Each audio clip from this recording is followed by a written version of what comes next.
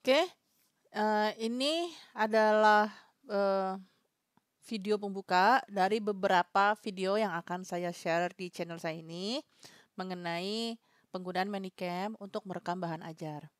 Nah, apa itu Manicam? Manicam itu adalah, software yang bisa kita pakai untuk screen recording dan juga untuk streaming. Nah, mungkin beberapa Bapak Ibu di sini ada yang, sudah tahu tentang OBS, yaitu Open Broadcaster Software.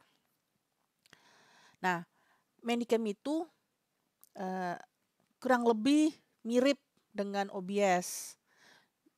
Sama-sama, maaf gini, kalau OBS itu, full gratis, tapi kalau Manicam ada gratisnya, ada versi gratisnya mungkin untuk sebagai lebih sebagai untuk promosi sih. Nah, ada yang versi bayarnya. Saya sendiri pakai yang versi bayar. Nah, eee, video ini saya buat untuk menunjukkan bagaimana pemanfaatannya, dan mungkin bisa buat, Bapak Ibu di sini untuk menjadi satu pertimbangan nanti kalau pilih software mau yang mana. Saya bukan, eee, promosi Manicam, ini hanya sebagai knowledge sharing, oke. Nah, sebelum kita, membahas Manicamnya lebih jauh, ini ada satu website yang biasa membuat perbandingan software-software. Mungkin ini bukan yang paling akurat, tapi ini yang bisa saya temukan. Jadi kalau Manicam sama OBS seperti ini perbandingannya. Kalau Manicam itu bisa di Windows, bisa di Mac, bisa iPhone, bisa iPad, bisa Android. Kalau OBS kayak gini, ya. Terus audiensnya kalau OBS ini untuk siapapun yang maunya pakainya yang free dan open source untuk video recording dan live streaming. Nah, kalau yang Manicam seperti itu ya, dia tidak tidak memusatkan pada yang free, ya. Ini ada, silakan dilihat aja ini websitenya, sourceforge.net. Nah, ini harganya ini harga $29 per tahun itu adalah,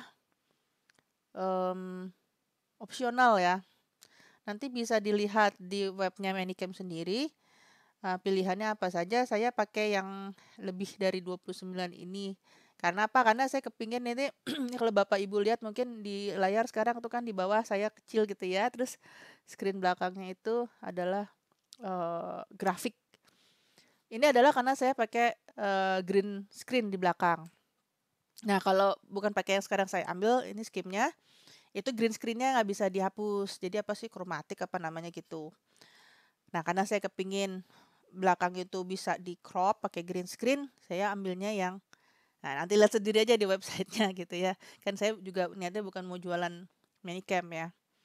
Nah, trainingnya ada cukup banyak sih menurut saya referensi yang bisa dipakai karena saya juga pakai Manicam, ya kayak Bapak Ibu lain juga pasti searching-searching di YouTube banyak video dalam bahasa Inggris karena kalau Indonesia memang banyak, ke OBS ya karena gratis. Tapi kenapa saya pilih Manicam? Karena saya gaptek.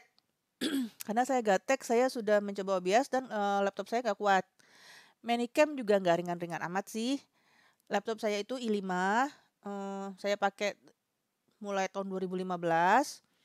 i5, kemudian RAM-nya udah saya set jadi 12 giga, saya pakai Windows 7 dan bisa jalan. Wah, kadang-kadang ada crash-nya, tapi saya lebih melihat ini, ke komputernya ya. Sama, belum ngerti bagaimana selahnya. Jadi, kalau pertama pakai Manicam terus agak-agak crash, nggak usah, terlalu, pesimistis gitu karena, saya sendiri udah streaming banyak gitu ya ke YouTube. Bisa dilihat di channel saya Tanika Sofyanti di YouTube.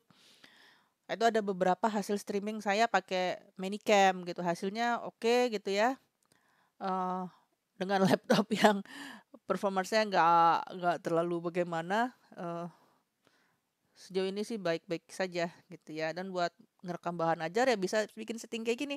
Nah, setting kayak begini tentunya ini nggak full dari Manicam-nya karena untuk grafik pinggirannya, untuk frame itu memang, saya pakai, pengolah gambar yang membuat, frame-nya itu bisa formatnya PNG sehingga ada bagian yang bolong itu. Nah, itu yang nanti dipasang di Manicam. Nanti, saya akan tunjukkan beberapa video bagaimana setting supaya bisa kayak gini. Eh, oh iya, mungkin beberapa ada yang tahu yang namanya Camtasia ya. Coba deh kalau saya di sini Camtasia kira-kira masuk nggak ya? Nah ini ya, compare. Saya dulu sempat mau pakai Camtasia tapi harganya mahal kalau buat saya. Jadi tapi keputusan tetap di Bapak Ibu. Mungkin ada yang happy pakai Camtasia, silakan. Eh, Kalau saya mungkin Bapak Ibu bilang, kan bisa minta uang dari kampus ya, tapi kalau tinggi gini sayang juga gitu kan. Kalau ada yang lebih murah kan nggak apa-apa. Kenapa nggak pakai OBS yang gratis? Saya bilang tadi, saya teh gatek gitu, udah nggak terlalu ini lagi apa, terlalu sabar lagi ngulik dan Manicam ya saya ini memang mesti ditekunin sih. Saya waktu itu sempat menghabiskan kira-kira 2 minggu untuk bener-bener ngulik Manicam sampai bisa keluar apa, bisa pasang frame sehingga tampilannya seolah-olah dari OBS gitu. Tapi alhamdulillah sih sekarang udah bisa lumayan lah gitu. Ya buat rekam-rekam bahan belajar aja lumayan gitu. Ya, ini aja intronya. Nanti kita lanjut lagi di video yang lainnya.